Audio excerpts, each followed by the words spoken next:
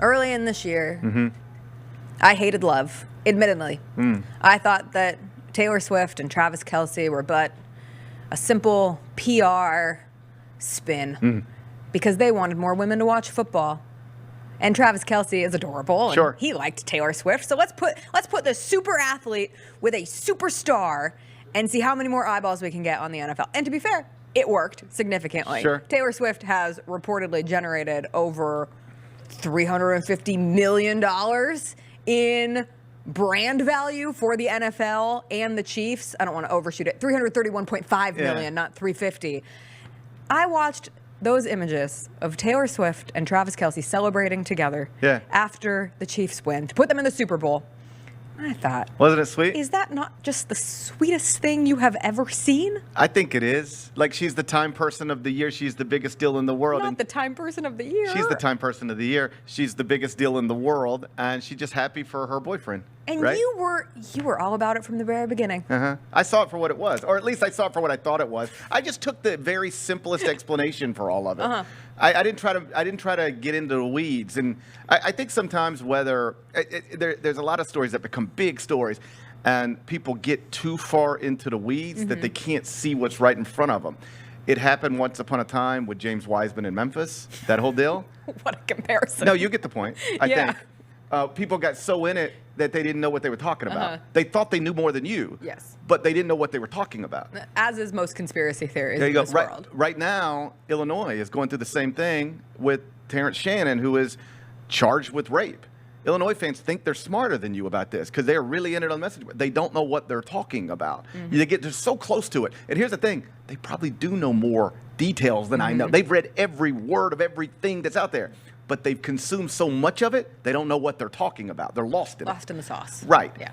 Travis Kelce, Taylor Swift, people got in there, and it's like, is this for a promotion or the NFL and to open up the NFL football to women? And she's got a movie coming out. And they had all these things for reasons, and it seems so much simpler than that. It seemed like this 34-year-old, rich, famous, good-looking man said on a podcast, man, I'd really like to meet this other 34-year-old, rich and good-looking woman. And she responded to that and said, well, he looks the right way, and everybody seems to like him, and he seems funny. Sure, I'll meet him. And then they hit it off, and now they seem to support each other. He goes to Argentina to see her do her thing, and she goes wherever he's playing football to see him do his thing. And this is a woman who, by her own admission, a year ago, knew nothing about football, didn't care about football, didn't watch football. And now she knows his teammates. She knows their numbers. She knows what a first down is. She's taken the time to figure it out and be present and supportive. And I think the whole thing's as sweet as it could be. And all her fans know it too. Sure. Scrolling through my Instagram yesterday, just stories, the number of women who I know are not football fans who were watching the Chiefs-Ravens game yesterday, stunning. Yeah. They wanted a picture. They wanted the world to know, hey, look what Taylor Swift has made me do with my life. I am just as involved in this as my boy. So many people say, oh, my ex, if my ex could see me now. Right. And it made me laugh. And it's very sweet because Taylor Swift's fans are understandably one of the largest, most passionate fan groups in the world. Sure. And they also have gone fully into this world with Taylor Swift. Right. So much so that American Airlines created a flight from Kansas City to Las Vegas for the Super Bowl that is the 1989 flight. How about that? Yes. This is a real life decision. Well, why wouldn't you? It sounds brilliant to me. Sounds like a marketing ploy to me. You don't think some couple or some group of women or maybe group of men are going to say we should fly to Vegas for the Super Bowl on a Taylor Swift-themed flight? Can you imagine how annoying it would be to be on that flight if everyone started singing? I am team anti. If someone ever starts singing on one of my flights, it's over. And I love musicals. And I love flash mobs. My secret dream, I want to be in a flash mob. Not on an airplane. Yeah, I think that's one of those. Not on a plane. I think that's one of those where when you purchase the ticket, you know what you're getting into. Yeah. It's like, I don't want to get on a plane the next time I get on a plane and have 50 people singing songs. But I think if you book a flight, buy a ticket for the Taylor Swift flight to Vegas, then you know what you're not going to be surprised by what you see. I will say, boy, Taylor Swift fan, the Swifties, they do love to sing. Man, I tell you what, even after the concert in Minneapolis that we went to this past summer, walking out, you have to walk through it's. Yeah. I'm just telling a story. I'm not, but like, we were on the field. And you have to then walk up to get out. Right. Right? Just like if you're on the event level at FedEx have to Forum, walk up you have to to get walk out. up Right. to get out. So we had to walk up to get out. And the way you walk up, it wasn't like take an elevator. You walk up ramps, just like you're the Vikings. You're walking up ramps. Mm-hmm. So it's a herd of people. They just sing. And they're just one girl, or could have been guy, but they all sounded like girls. They would just name the first line of any Taylor Swift song. Any. You. All too well. Oh, name the first line. Oh. Any. It don't matter. I'm not trying to put you on the spot. I don't know. Okay. Just any. I'm the wrong person. So somebody would say, okay, so let's just, I'm just popping into my head. It'd be quiet for a second. Taylor Swift And somebody would say, knew he was a killer first time that I saw him. And next thing you know, the entire thing is singing as we're just walking out of the stadium. They're singing the whole song, every word. That song would end. Everybody would go, woohoo. And then some other girl would go the first words to another Taylor Swift song, and they would sing every word of it. And this went on for 30 minutes walking out of the stadium. So, yes, that flight, buddy, there's going to be a lot singing. I cannot come up with one first line of any Taylor Swift. I can give you the hook.